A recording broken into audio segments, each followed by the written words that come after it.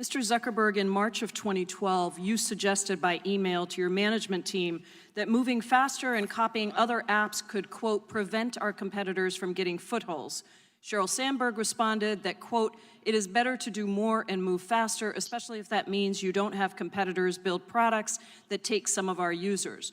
Facebook's product management director added that, quote, I would love to be far more aggressive and nimble in copying competitors.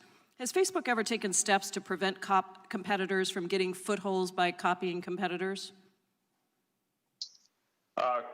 Congresswoman, I view it as our job to understand what people are finding valuable in all of the services that they use. And certainly if someone— Do you copy your competitors? Congresswoman, we've certainly adapted features that others have led in, as have others copied and adapted features that— I'm not concerned about others. I'm just asking you, Mr. Zuckerberg, since March of 2012, after that email conversation, how many competitors did Facebook end up copying? Congresswoman, I can't give you a number of companies. Is it less than 5? Congresswoman, I don't know. Less than 50? Any estimates? Your team was making a plan. How did it play out? Congresswoman, I'm not sure I agree with the premise here. Our job is to make sure that we build the best services for people to connect with all the people they care about. And a lot of that is done by innovating and by building new things that are leading the way internally. Thank you, Mr. Zuckerberg. Let me go on. Has Facebook ever threatened to clone the products of another company while also attempting to acquire that company? Congresswoman, not that I recall. And I'd like to just remind you that you are under oath, and there are quotes from Facebook's own documents. Prior to acquiring Instagram, Facebook began developing a similar product called Facebook Camera, correct? Congresswoman, that's correct. I've said multiple times that we were competing in the space of building mobile cameras with Instagram. That's what they did at the time.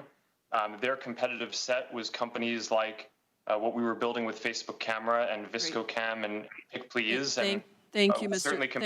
Zuckerberg. Did you ever use this very similar Facebook Camera product to threaten Instagram's founder, Kevin Systrom?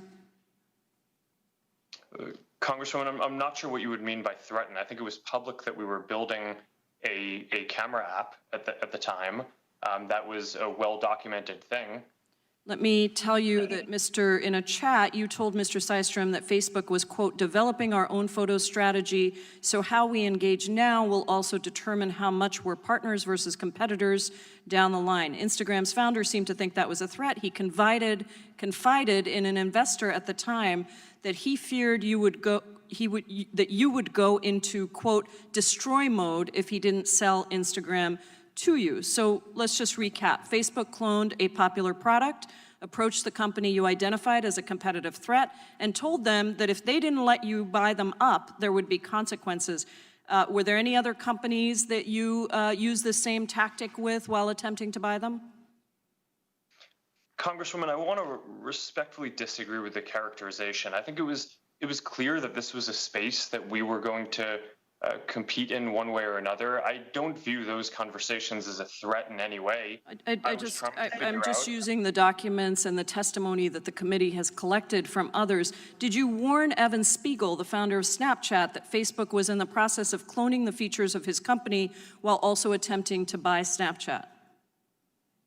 Congresswoman, I don't remember those specific conversations, but that was also an area where it was very clear that we were going to be building something. People want to be able to communicate privately. They want to be able to communicate with all their friends at once. And we're going to make sure that we build the best products in all of the spaces that we can around helping people stay connected with the people they care about. I appreciate that, Mr. Zuckerberg. I think the question again here is, when the dominant platform threatens its potential rivals, that should not be a normal business practice. Facebook is a case study, in my opinion, in monopoly power because your company harvests and monetizes our data, and then your company uses that data to spy on competitors and to copy, acquire, and kill rivals. You've used Facebook's power to threaten smaller competitors and to ensure that you always get your way. These tactics reinforce Facebook's dominance, which you then use in increasingly destructive ways. So Facebook's very model makes it impossible for new companies to flourish separately, and that harms our democracy, it harms mom and pop businesses, and it harms consumers. Mr. Chairman, I yield back.